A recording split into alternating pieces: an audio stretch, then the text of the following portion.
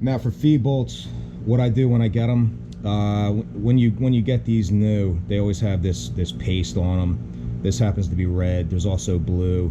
There used to be green a long time ago. I haven't seen it in a while, but it may still be out there. But the color's irrelevant. It makes no difference. It's all crap.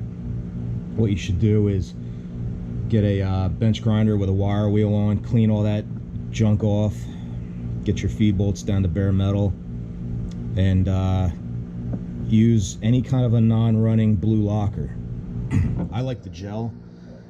The paste is good too, but the point is you don't want the runny stuff, because the runny stuff, you lose control of that, and that could drip in somewhere that you don't want it. And you know, it's better to have control over where your Loctite is going and make sure it doesn't move. So that gives you either the gel type or the paste type. Those are the only two I'm aware of. Maybe there's another semi-solid that you could use, but these are the two that are readily available. This stuff, in my opinion, is pretty pricey. This tube is like $25, and it's this junky plastic tube, so it's really hard to get the last bit out. So when I get towards the end, what I do is I just cut the bottom off, stick my clean finger in there, and use that to just butter these up a little bit.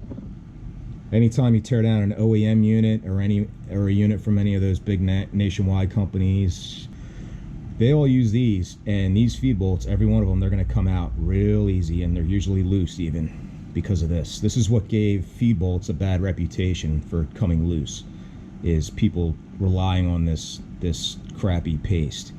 If you clean them off, clean all that off, and use one of these non-runny blue lockers, and I don't care if it's Permatex, it doesn't matter. It's just, the point is a well-known brand, non-running blue locker, and they won't be loose. They'll never rattle loose.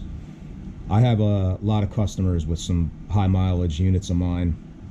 These are, a lot of my customers are fleet guys, so in the wintertime their trucks are down, and they'll, every once in a while, somebody brings one in for a refresher over the winter, just to check it out and see what's going on. I give them a different rate for that, but I always check the feed bolts, and I pull them out, and they're always just as tight as when I put them in, because I'm using that.